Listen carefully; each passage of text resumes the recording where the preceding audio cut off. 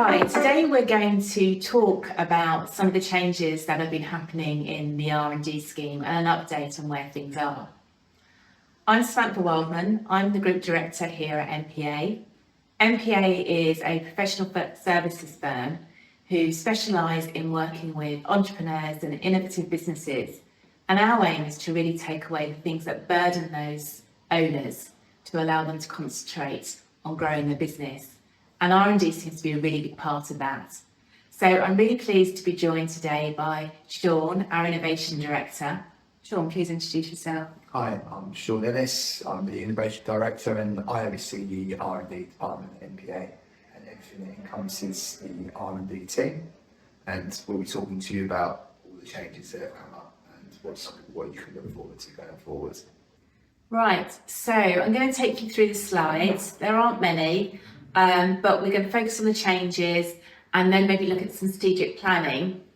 And I know that I'll have I know you know what it should be coming up, but I always have some extra questions that I'd like to throw in as well. So let's start with a quick recap of the changes. And I think most of you are aware of these.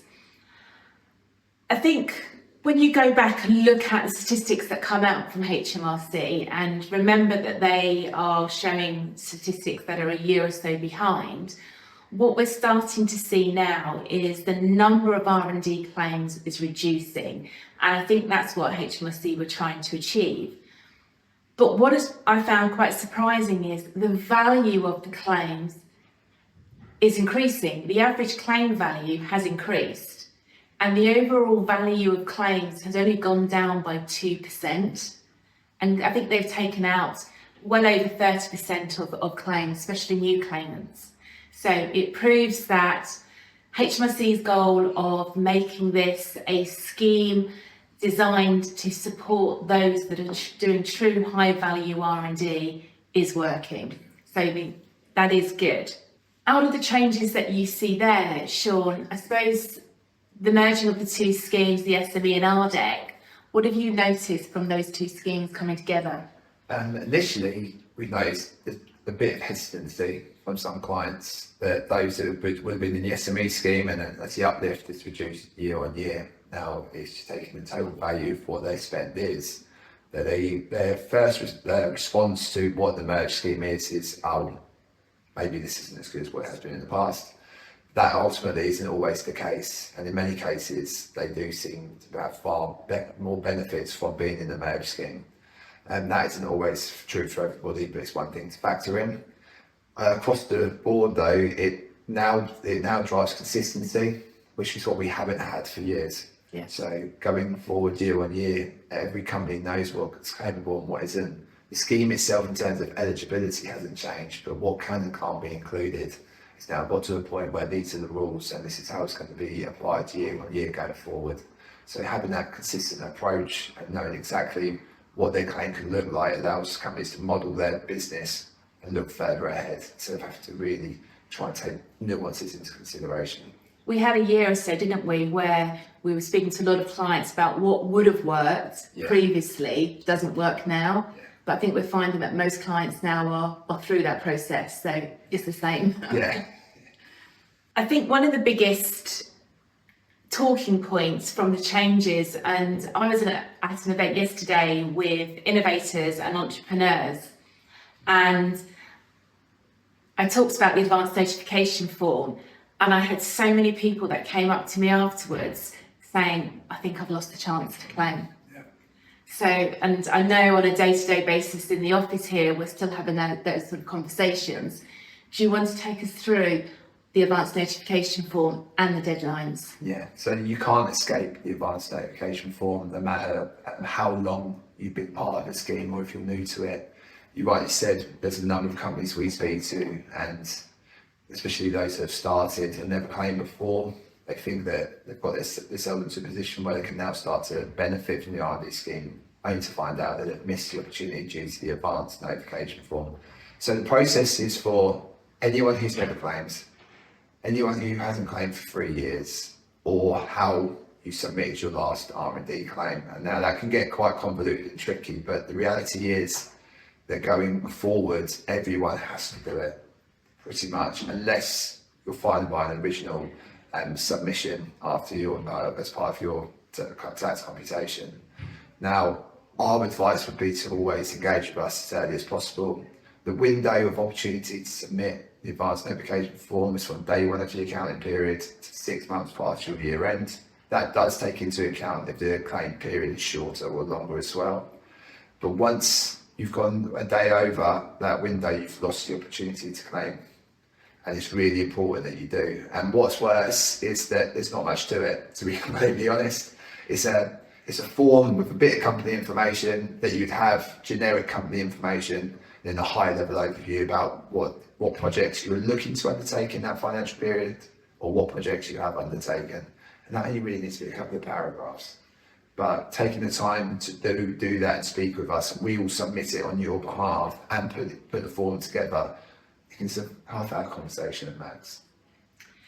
And if you submit a form, but then maybe you make a business decision that claiming isn't appropriate, do you still have to put a claim in? No, you absolutely do not. And for those companies that submit the form really early in their financial periods, if those projects don't really materialise and you go on to something else, you can look to claim for them as well. But the premise is you have to submit the form. And that form is given a flavour of the R&D that you have done in that period of time? Yeah, absolutely. HMRC touched on it being used for upline compliance, but as of yet, we haven't seen any indication of that. Okay, that's interesting. I think one of the things that they're also trying to achieve with this is they want to stop R&D being an accidental event, and they want it to be far more strategic in your planning. So they want you to, and you're going to touch on later on about some of the information that you need to record over a period of time, but they want you to be able to think, R&D, I do R&D, therefore I should be able to tell you at the end of my financial year what I've done and what I might be able to claim for. So yes, I can't stress enough. It is horrible when I speak to a client and they say to me, I've done some really good R&D, I've been collecting the evidence, there's been so much going on in the business, I'm now ready to claim. I've got a claim for 24, 25, but I'm a March year end, and I have to turn around and say, you've got no claim at all for those 2 months of the year. Well, I should say for internal processes, for companies that work with us for years, we're talking about the year prior R&D claim and having that technical meeting and conversations, we can just extract that data at that point. It doesn't then have to be another process as well. So just embed it into conversations we're already having to make it less onerous on you. Plus, we would be getting that information far earlier as well. It's far early prior to the deadline. It's far more flexibility to get it done in time. And I know we're trying to get them all done within 3 months of the year end. Yeah. Because we all hate having to be stuck there on the last day, trying to get things in, signed off and approved, and then making sure that HMRC systems are all still up, that we can get them submitted. So yeah, let's just try and get those done as early as possible. One of the other main areas of conversation is compliance. And there's been a lot of changes with how HMRC have been handling compliance. Some very good, some still not quite as good. Can you take me through what you are seeing and what people could be doing to prepare for compliance? So what we're seeing from HMRC is a different approach to what we saw 18 months, 2 years ago. It's now far more of a collaborative approach and more conversations in place when you're going through the inquiry process. They seem to be far more understanding of the information that's been provided, as opposed to when they first went incredibly compliant heavy.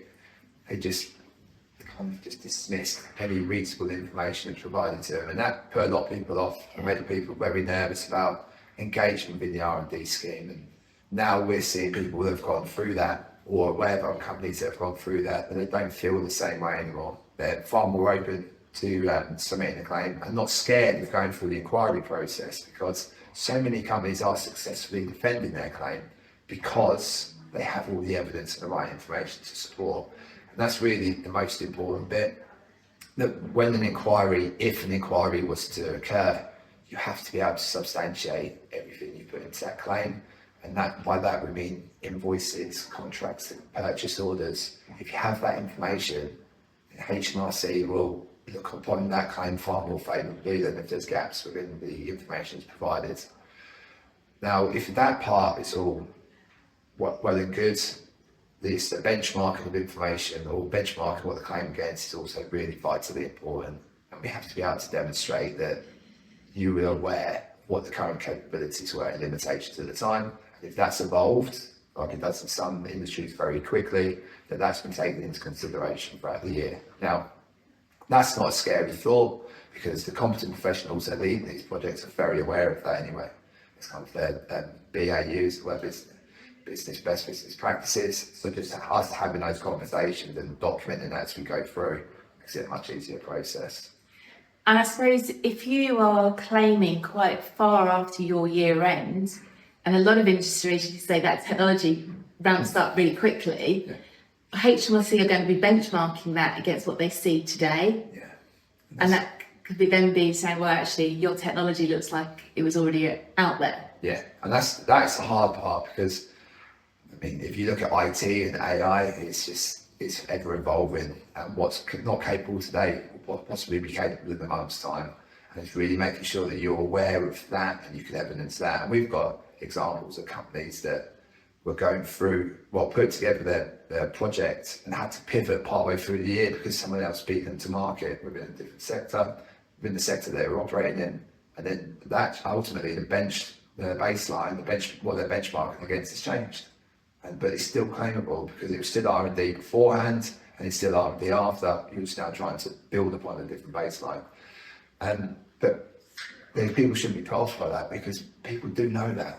People are very aware what's going on. They're not going to do the work and they don't need to do it. Yeah. There's something out there. So, yeah, it's far more favourable. People and companies that are going into it are far more open and feel safer knowing that it's going to be a fair process, which arguably hasn't been in the past.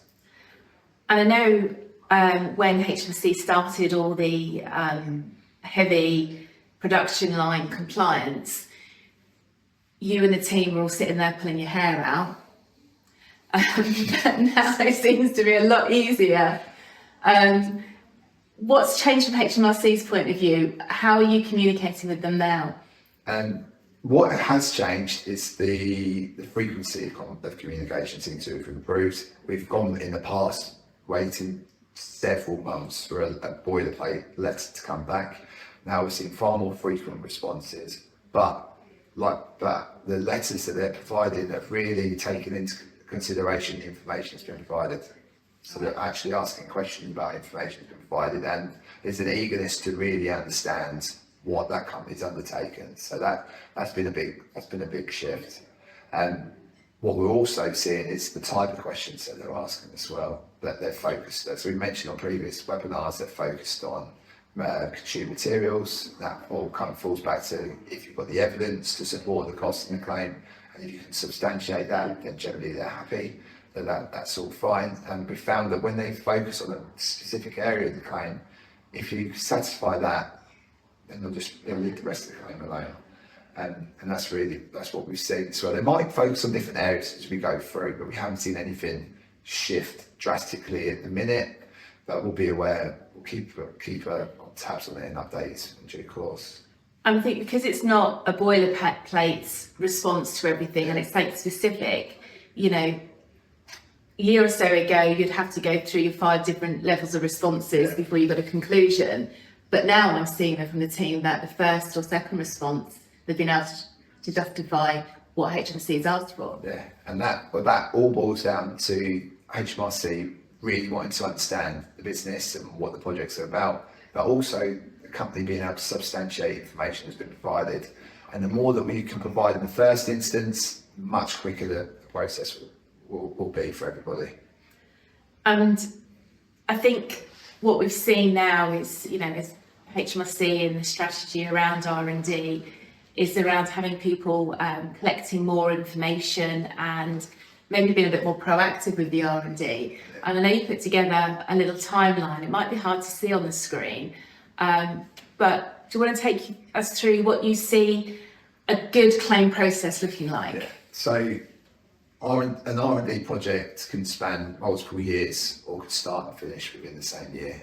And what's really important is being aware of when these projects are happening and what costs associated to those projects the company's bearing as well, and tracking that information and capturing it as you go through the financial period.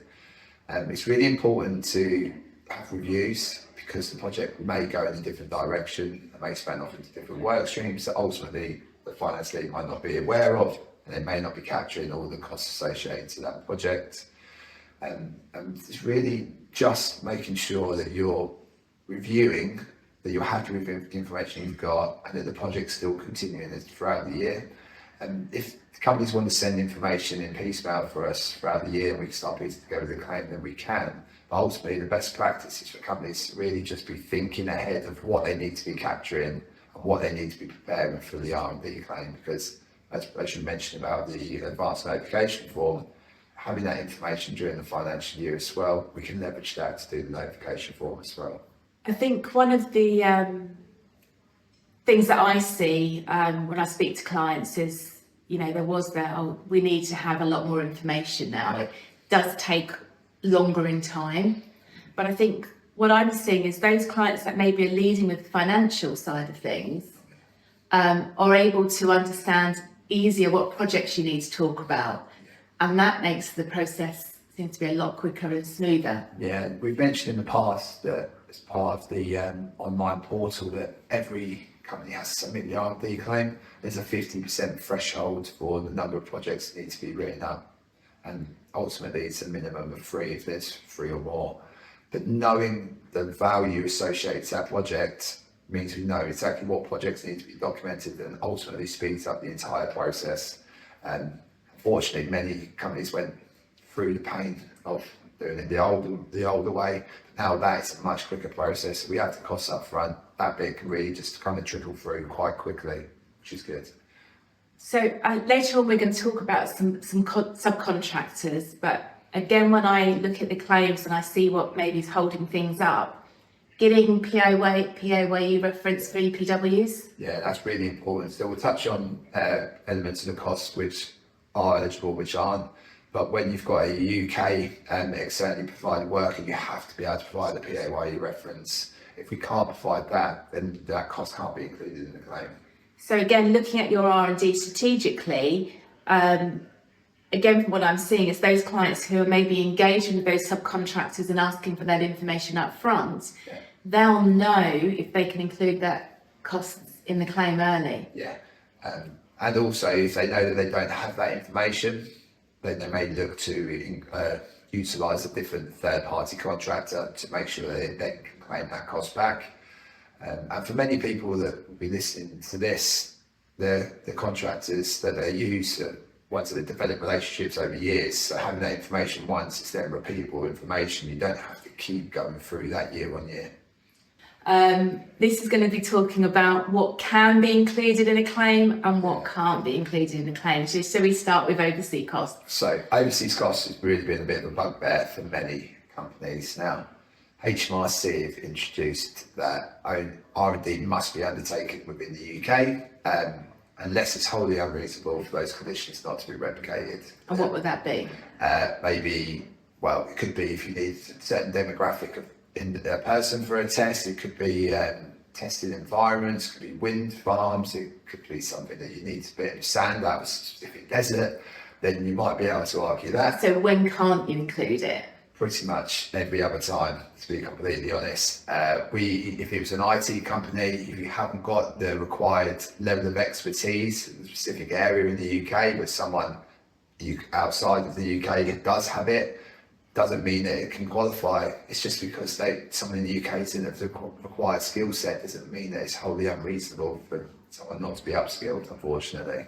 It's a real bugbear, and it has impacted some companies to the point where they can't claim anymore. Other companies have taken the decision to pivot and look to bring the UK and outsource their costs to the UK, and others have just taken it on the chin because it's the best thing for their business, and they're just going to keep using the model that they're using. So it's unfortunate, but That's what HMRC have applied. Yeah, and I've sat down with clients and we've gone through and, you know, bringing some of those people into the UK, one, if they could find the resource, but two, the costs. Yeah. And what they would save by on the R&D doesn't bridge the gap between the additional spend. I suppose we see some that sort of have a joint team. They may have the project leads in the UK, and they tend to be quite expensive people. Mm-hmm. And then they may have some other people that are doing the work overseas. So there is a balance between having some here and overseas. Minimum threshold. There isn't one at the moment, is there? No, there isn't one, but there's talk of reintroducing one. Now, what does that look like? Well, that's what minimum threshold going to be. We're not entirely sure. Previously, it was 50,000, and that's qualifying expenditure before any uplift was applied to that cost. Then it was reduced to 25,000, and then it's no longer in existence. But there's talk of reintroducing that, and probably would go hand in hand with, although the volume of claims being submitted are going down, but the value of the claims are going up. That would align with that. HMRC have looked to move towards the large company scheme with the merge schemes, so that would go hand in hand with that as well. At this moment in time, it's not in play, but we do know HMRC are discussing it and actively looking at it. So it's always something to bear in mind that if you think you've got relatively low spend, does that incur any additional risk to you submitting a claim? And from our perspective, it would boil down to real eligibility and is it genuine R&D? And if it is, then you should be maximising the claim whilst you're entitled to it. And that's irrespective of cost. If we didn't think it was strong to substantiate an inquiry, then we would never pursue it anyway. And I suppose there's the time element of putting a claim together versus what you're going to get back out of it. Yeah, especially now, some of it might need to obtain a little bit more information, depending on whether it's the first time you've been through it or not. So you really have to weigh that up as well. And I suppose for HMRC's justification is because they're looking at you to advance technology, and to be able to advance technology, you can't do that cheaply. No. And I know some businesses are. I was speaking to some people yesterday who are doing it on a shoestring, and because there's no money coming in, but they're doing genuine, really good R&D. But those people have always been the ones that lose out from the scheme anyway, because most people are not paying themselves anything. That's always been a problem. So really, going back to your point about identifying the costs up front, if you know how much money you spent on a project or multiple projects, this is an easier conversation to have. So you know, do you want to go down that road of getting more information in, but if you know really this is what our claim looks like, this is what we could get back, is it worth the effort, then that's a much easier point. Right, excellent. I was labouring on that because now you're going to talk about subcontracted and subsidised R&D, and this is complicated. Yeah. So take us through it, Sean. So this was reintroduced, came up again in February earlier this year. It was on the back of some first-tier tribunals that HMRC had lost. And what the crux of those tribunals based upon was who owns the R&D, was the claimant company being subcontracted to undertake the R&D on behalf of somebody else, and ultimately their costs being subsidised. And now what HMRC have done is align with what our opinion has always been and what other practices within the industry has always been as well, is that who's undertaking the R&D, who's managing the R&D, who owns any IP from the output of it, who bears any of the financial risk, and really who is ultimately responsible for determining that this is a research and development project as opposed to just a piece of work in itself. Now, as an example, one of these tribunals was that there were contracts in place to undertake development or to provide goods and services, but as part of that, R&D had to take place to be able the company to meet the terms of that agreement. Now, the company who they were in contract with had no idea that R&D was being undertaken. They were ultimately weren't interested. All they wanted to ensure was that the piece of work that they've engaged this company for to fulfil was met, and how they go about that, they don't care. So the first tier tribunal ruled in favour of the claimant, saying that the customer had no idea that R&D has been undertaken. Ultimately, they didn't care. You managed it. you owned it, it's your R&D, therefore you should be able to claim that back. Now, many companies, this becomes very interesting, and a lot of companies this impact, and it does fall down to contracts as well, because we've seen it in inquiry cases. There's ultimately contracts in place that span multiple years. If there's no mention of any research and development being undertaken in a contract, that's always a fantastic sign. We know that many companies engage with customers that span many years, and the contracts were signed several years ago bear no relevance to the work that's being undertaken today. That's also can be a very good point as well, but successfully defending the claim and submitting one. But really, the point I'd always focus on is that who's the competent professionals leading the project? Is it the customers, the competent professionals directing you, or do you have them in your business? And therefore, you're the one managing that project through. You're the one directing where which should go. You're the ones ultimately taking all the risks to ensure that you're meeting in terms of those contracts. So I'm right, it is confusing. And I suppose my takeaway from that is, if in doubt, check it out. Yeah. And I would most probably look at doing that before you agree or go into contract with somebody as well. If you believe that there's going to be a significant part of R&D for you and a significant risk, then let's help you check that out with your client beforehand. We're running out of time. We could be here all day if we were allowed, but they won't let us. So I think these are the top takeaways. If you had to choose one, Sean, what's your top takeaway from these be? Mine would be always plan ahead, and that's with your costs, your record keeping, keeping track of everything that you're either spending or you're undertaking on the project and the direction of the project. That will then allow you, if you put accurate planning, to ensure that you're doing the advanced application form in time and providing that information, and just use it as an ongoing process and best practice going forward, because this isn't an onerous process. It's people get put off by it. It's reoccurring. It's the same information generally year on year. So just having a process in place that suits you and your business makes this much easier. Brilliant. The budgets next week. I don't think we're expecting there to be any major changes to the R&D scheme. There's a few areas of speculation, maybe around the R&D intensive, because I think the pool for that is getting smaller and smaller. So maybe again a bit more help there for those companies that would have normally been eligible for that. But we are holding another sort of webinar on the 4th of December that is covering succession planning. So we know that that's going to be something that comes out of the budget, but it will also have a bit of an overview on anything else that we feel is relevant to our clients and any effect that from the R&D scheme or any other similar schemes like Patent Box or anything like that. Thank you everybody for watching. I do hope you found that useful. Now, if there's anything there that you want to learn more about, then please do make contact. You can get hold of me at samantha.wildman@npa.co.uk.